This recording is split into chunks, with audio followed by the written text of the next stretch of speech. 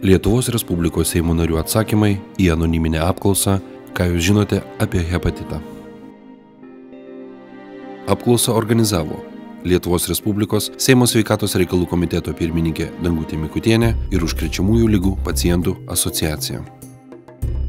Malonu šiandien turėti tokią galimybę pakomentuoti gerbiamų Seimo narių tiesiog atsakymus į tam tikrus klausimus, kurie susiję su virusiniu hepatitų paplitimu. Ta nuomonė, kurią pareiškė Seimo nariai, aišku, atspindi ir mūsų visuomenės nuomonę ir mums specialistams labai įdomu, kaip vis tik tai, kokios yra žinios apie šią labai aktualią medicinos problemą. Ar Lietuvoje yra tiksliai žinomas sergančiųjų lėtiniu B hepatitų skaičius? Na, 29% atsakiusiųjų pareiškia, kad nėra sergančiųjų virusiniais hepatitais registro ir mes neturim tiesiog žinių, negalim žinoti, koks yra skaičius. Tai buvo teisingas atsakymas, taigi trečdalis atsakiusių pateikė teisingą žinias, bet 57% tiesiog nežinojo. Na, o jeigu komentuoti šitą klausimą, tai Lietuvoje registruojami tik tai ligonių sergančių ūminiu hepatitu B atvejai. Bet manoma, kad galėtų būti Lietuvoje nuo 30 iki 40 tūkstančių užsikrėtusių hepatito B virusų, kas sudarytų, sakysim, apie 1,5, apie 2% nuo bendros populiacijos. Ar gali virusinis hepatitas C sukelti vėžį?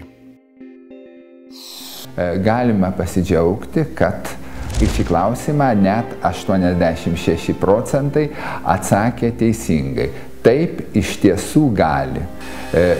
Nes hepatito C virusas vienas yra iš vadinamų kancerogeninių virusų ir užsikrėtę šią ligą apie 20% pacientų išsivysto kepenų cirozė, o tiems, kam jau išsivystė kepenų cirozė, apie 5% per metus išsivysto kepenų vėžys. Galima pasidžiaugti, kad didžioji dalis Seimo narių yra informuoti apie šią didelę visuomenės sveikatos problemą. Jūsų nuomonė, kokią Eurohepatito indekso reitingo vietą Lietuva užėmė 2012 metais tarp Europos šalių? Na, iš tikrųjų teisingas atsakymas yra paskutinę vietą užėmė ir šitą atsakymą teisingai atsakė tik tai 14% Seimo narių. Didžioji dalis mano, kad jie kažkur tai yra 16-20 vietą gal užima panašiai. Na, Lietuva užima paskutinę vietą dėl to, kad nėra prieinamas šiuolaikiškas gydymas, ypač B hepatito. Kažkodėl tai C hepatitas kompensuojama 100%, B hepatitas tik 80%, nors faktiškai tai yra tik raidžių skirtumas, liga yra ta pati. Ilgos yra kepenų transplantacijos eilės ir nemažai ligonių nesulaukia kepenų transplantacijos, miršta iki jos. Na ir dar keletas niuansų smulkmenų, dėl kurių Lietuva nusirito į paskutinę vietą. Kaip galima užsikrėsti hepatito C virusu? Dauguma Seimo narių atsakė teisingai šitą klausimą. Buvo pažymėta, kad galimi keli teisingi atsakymai ir visi, kurie buvo išvardinti galimi atsakymai, yra teisingi. Tačiau, daugiausiai pažymėjusių teisingą atsakymą, tai buvo punktas perpilant užkrėstą kraują, kas yra visiškai teisinga, transplantuojant infekuotus organus, šiek tiek mažiau atsakė 19%, medicininių procedūrų metu galima užsikrėsti, atsakė 19%, ir naudojant infekuotus švirkštus 16%.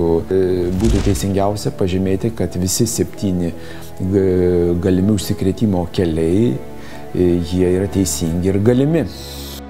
Kokį žmogaus vidaus organą dažniausiai pažeidžia hepatito C virusas?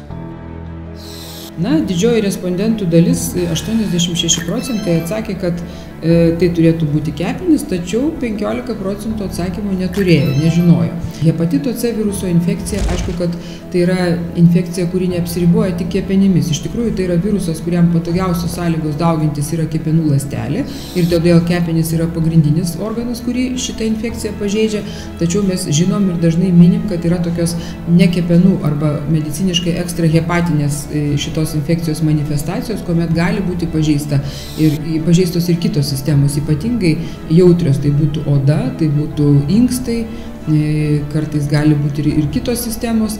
Ir dar turbūt reiktų žinoti, kad hepatito C virusas yra aptinkamas kraujyje, todėl ir sąlytis su krauju yra pavojingas. Taip kad, reiškia, organas, kurį pažeidžia kepenis, tačiau kraujo keliu virusas gali patekti į vairius organus ir audinius. Tik tai klausimas, ar tuose organuose ir audiniuose tas virusas gebės daugintis. Kokia dažniausia kepenų transplantacijos priežastis Lietuvoje? Čia atsakymai buvo dažniausiai teisingi: lėtinis virusinis hepatitas.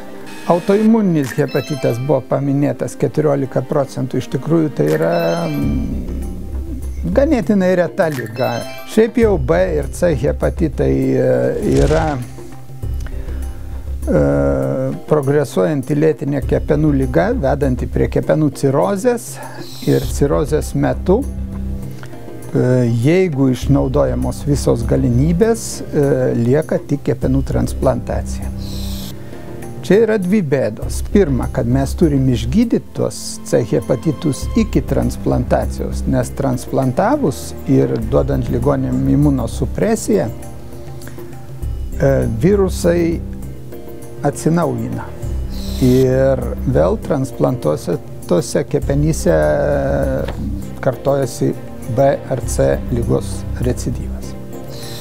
Antra bėda, kad transplantuojant ligonius sergančius B hepatitų yra skiriami specifiniai imunoglobulinai, kurie yra be galo brangus ir tai labai didina transplantacijos kainas.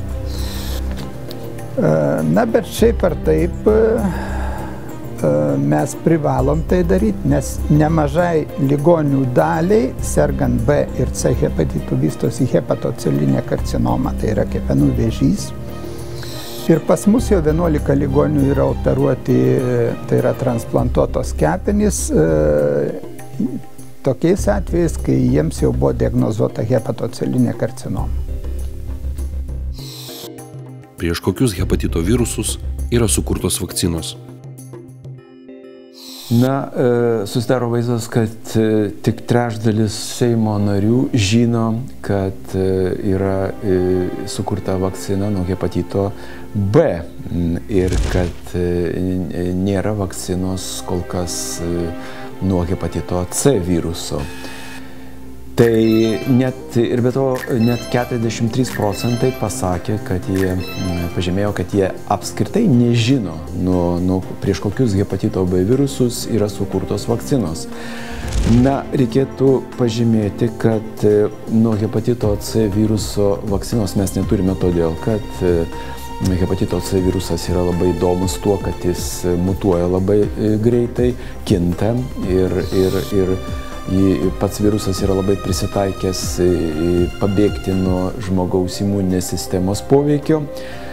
Labai turi daug genotipų, serotipų ir kol kas pasaulyje atliekami tyrimai nedavė teigiamų rezultatų. Bet jeigu kalbėti apie hepatito B vakciną, tai čia reikėtų tiesiog prisiminti, kad hepatito B vakcina jau seniai naudojama. Ir Lietuvoje naujagimiai yra skiepijami nuo 98 metų. Tiesa, mes turim problemų su hepatito B vakcina, ta prasme, kad po 2009 metų pandeminio gripo to epizodo visam pasaulyje ir Lietuvoje sumažėjo visuomenės pasitikėjimas vakcinomis ir tame tarpe ir hepatito B vakcina. Ir pastarųjų metų laikotarpį, per paskutinius 10 metų, labai ryškiai sumažėjo tėvų, kurie sutinka savo atžalas naujagimius skiepyti nuo hepatito B. Tai yra labai rimtas pavojaus signalas ir gali ateityje būti padidėjęs sergamumas ne tik ūminiu B hepatito, bet gali daugiau atsirasti lėtinio hepatito B atveju. Kokios yra hepatito C rizikos grupės? Didžioji dauguma, beveik daugiau negu trečdalis respondentų paminėjo, kad jie mano, kad pagrindinė rizikos grupė yra žmonės, kurie yra gavę kraujo perpylimus, kurie gavę organų persodinimus arba audinių persodinimus. Toliau mažiau negu trečdalis atsakė, kad tai galėtų būti intraveninius narkotikus vartojantis asmenys. Na, o visi kiti atsakymai išsibarstė labai skirtingai. Dar didelė dalis respondentų manė, kad labai svarbi rizikos grupė tai yra vaikai, kurie gimsta motinoms, kurios serga hepatitu C. Tai jeigu pabandyti dabar sudėlioti atsakymus, kaip kad mes specialistai įsivaizduojam, tai manau, kad iš tikrųjų pirma ir didžiausia rizikos grupė tai yra žmonės, kurie iš tiesų gavę netgi ne organų ir ne audinių, bet būtent kraujo ir plazmos perpylimus. Ir dar turbūt reikėtų susiaurinti, kad tai yra žmonės, kurie gavę kraujo ir plazmos perpylimus iki 93 metų. Kuomet dar nebuvo galimybės patikrinti donorų kraują ir atrūšiuoti tuos žmonės, kurie negali būti donorais, todėl kad jie užsikrėtė hepatito C infekciją. Šiek tiek norėčiau oponuoti dėl vaikučių, kurios gimdo mamos užsikrėtę C hepatitu, todėl kad iš tikrųjų perdavimas per placentą yra labai retas, didesnė tikimybė užkrėsti yra ne vaisių, bet naujagimį pačio gimdymo metu, bet irgi tik tai tuo atveju, jeigu gimdymas yra apsunkintas, jeigu yra naudojamos papildomos priemonės ir iš tiesų iš tų mamų, kurios pagimdo naujagimius, vaikučių užsikrėtusių yra labai mažai ir literatūros duomenim ir įvairių stebėjimo tyrimų rezultatai rodo, kad rizika užkrėsti naujagimį yra nuo 1 iki 4%. Tai dėl to paprastai rekomenduojama yra toms mamoms, kurios yra nėščios ir kurios žino, kad serga hepatitu C, kad nenatūralus gimdymas, tai yra cezario operacijos pagalba, galėtų būti rekomenduojamas tuomet, jeigu numatomas jeigu yra apsunkinta gimdymo anamnezė, kažkoks komplikuotas gimdymas. Aš paliečiau keletą aspektų. Donorai tai yra labai svarbi mūsų Lietuvos gyventojų grupė, nuo kurių priklauso ligoninėse gulinčių pačių sunkiausių pacientų pasveikimas ir netgi gyvybė. Todėl turėti kuo daugiau donorų ir ypač nemokamų donorų, pasakyčiau, yra prestižo reikalas. Dar vienas dalykas, visi kraujo donorai prieš duodant kraują yra labai kruopščiai ištirami dėl visų per kraują perduodamų infekcinių ligų. Tai liečia ir hepatitą B, ir hepatitą C, ir žmogaus imunodeficito viruso infekcija ir kitas. Taigi šiuo metu tiek pati kraujo donorystė, tiek kraujo perpylimas yra visiškai saugios procedūros. Šiuo metu bent jau Kaune pagrindinis kraujo donorystės centras yra Kauno klinikose, Lietuvos sveikatos mokslų universiteto ligoninėje. Norėtume tą progą tiek Kauno klinikų gydytojų, tiek pacientų vardu, aš norėčiau paprašyti kuo daugiau Lietuvos žmonių